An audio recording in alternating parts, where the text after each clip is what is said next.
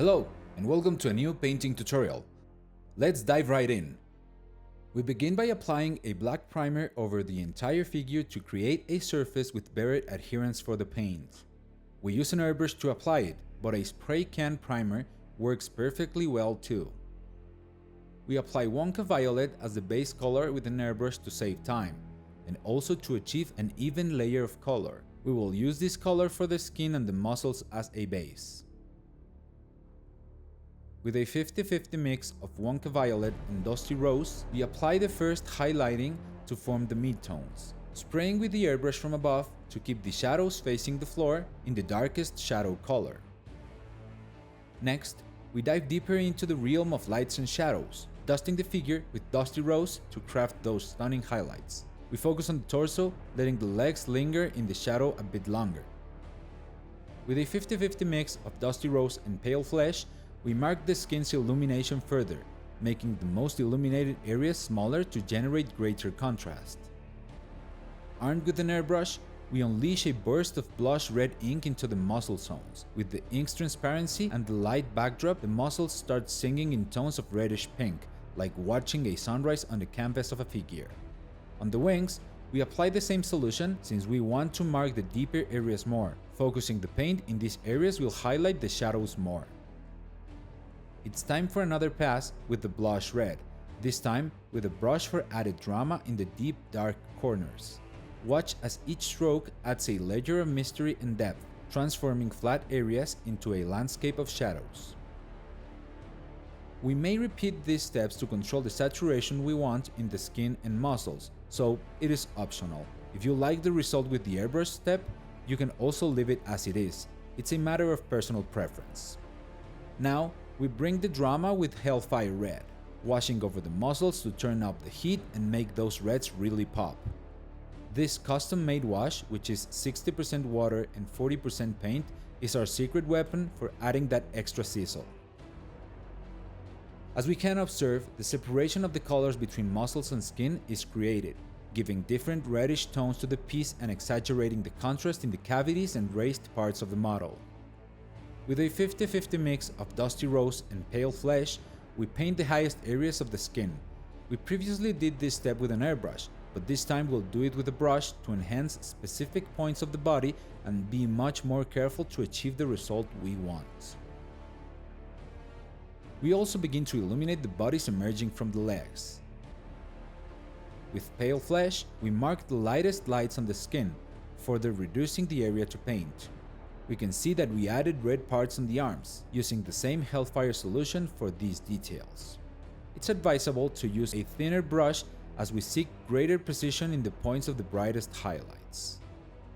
Using the same steps we used for the skin of the main character, we paint the emerging bodies and arms from the muscles, but with a brush to be as precise as possible.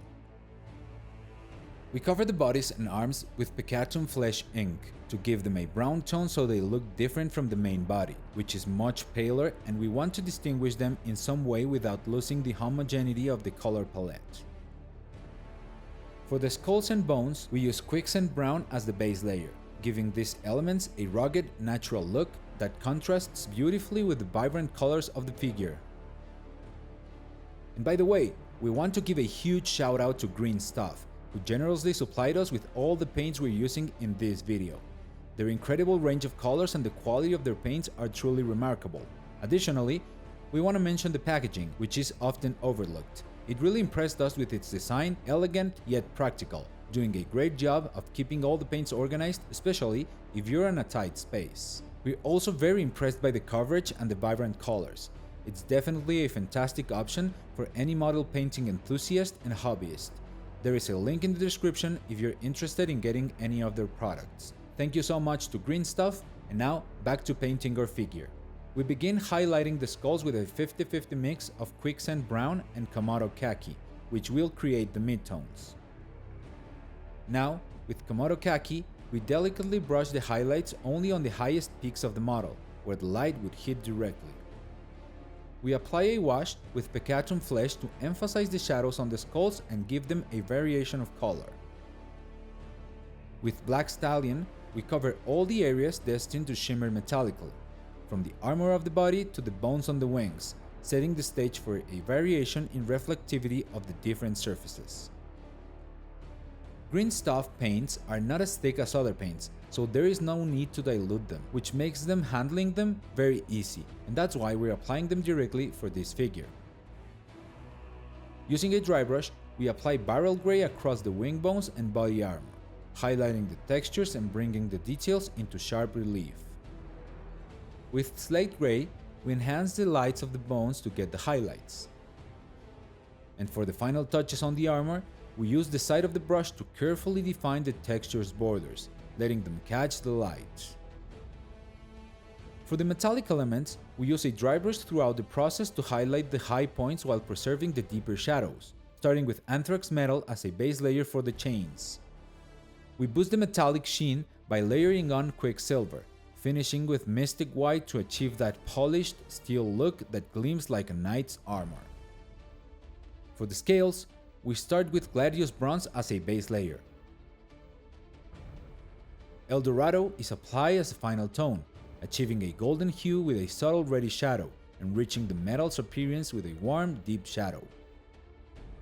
We mix 70% Arachnid green and 30% black stallion to start painting the rocks, blending the shades to evoke the ruggedness of ancient stones.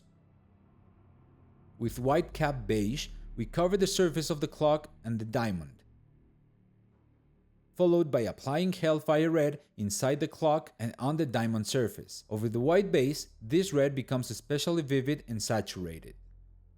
Zima blue is used on the rest of the clock's surface to create a simple yet effective glass effect. Later, with Whitecap beige, we add light reflections to mimic the gleam of glass. For the diamond, we illuminate the opposite edges with a mix of 70% Hellfire red and 30% Whitecap beige, adjusting the mixture for desired luminosity and making the edges with Whitecap beige. Finally, with Phantom Violet and a finer brush, we paint the detailed veins on the wings, enhancing the precision and depth of each line. For the base, we use 70% Arachnid green and 30% black stallion applied with a dry brush, followed by applying Arachnid green to highlight the glows. Now, with a 70% Arachnid green and 30% gray teal mix, we brighten the lights. With gray teal, we apply the brightest highlights to achieve much better contrast that can be clearly seen across the gaming table. And that wraps up today's painting session. We hope you enjoyed watching the process as much as we enjoyed bringing it to life. A huge thanks again to Green Stuff for their fantastic range of paints. If you liked this video, don't forget to hit that like button and subscribe to our channel for more awesome painting tutorials. Got any questions or want to share your own painting tips? Drop a comment below. See you in the next one.